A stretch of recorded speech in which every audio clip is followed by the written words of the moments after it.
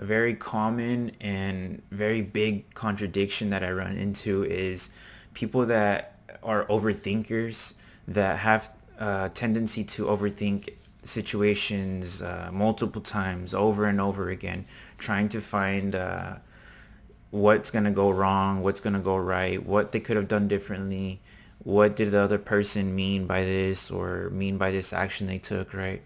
And at the same time, while they're having that overthinking mind, they also have a very hard time expressing themselves to family, to friends, to whoever's around them about the situations going on in their lives, whether they're active situations that are causing them pain and suffering, or their past situations that continue to cause them pain and suffering without them knowing.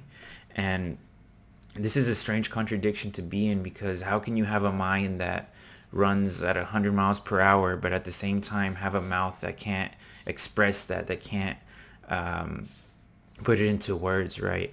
So that's usually where the problem lies. And once you start to dig into that, you'll find that there's a whole bunch of different things tied together to that one issue of not being able to express themselves.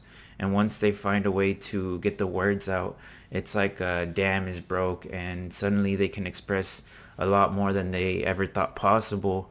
And they find themselves kind of breaking out of that shell and seeing new possibilities of engaging with others, communicating with others. And this is like a flowering, right? Like a becoming for a lot of people. And it's usually the step they need to be able to move forward in life and to step out of that depression, out of that addiction, out of those negative habits that they've been holding on to for so long.